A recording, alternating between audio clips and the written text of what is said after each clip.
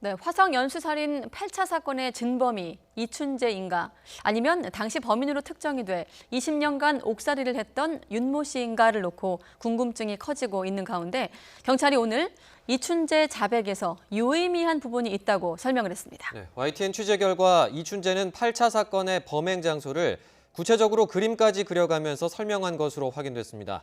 안윤학 기자의 단독 보도입니다.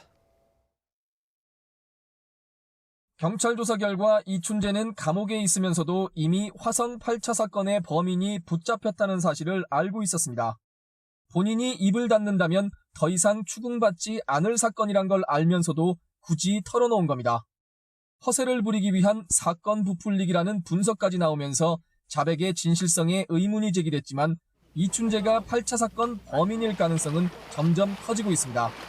경찰은 이춘재의 진술 가운데 유의미한 부분이 있다며 8차 사건 수사 기록을 다시 검토하고 있다고 밝혔습니다.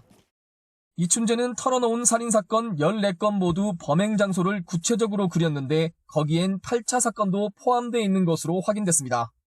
주택 침입 방법 등에 대해서도 상당히 구체적인 진술을 한 것으로 전해졌습니다. 이춘재가 범인이 아니라면 말하기 어려운 내용들을 털어놓은 겁니다.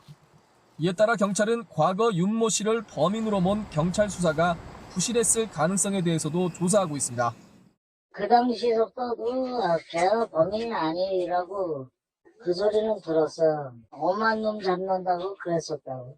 그럴 놈은 아닌데 연쇄국처럼 된 거죠. 경찰은 이미 8차 사건 범인으로 징역형을 살고 나온 윤 씨를 2번 만나 얘기를 들었습니다. 윤 씨로부터 수사 당시 가혹행위가 있었다는 진술도 확보하고 조사하고 있습니다. 또 사건 당시 수집한 증거물 가운데 아직 남아있는 것들도 국과수에 보내 정밀 감식을 의뢰하는 등 진실규명에 사력을 다하고 있습니다. 이런 가운데 재심 전문 박준영 변호사가 윤 씨의 변호인을 맡기로 하는 등 8차 사건에 대한 재심 절차도 본격화할 것으로 보입니다. YTN 안윤학입니다.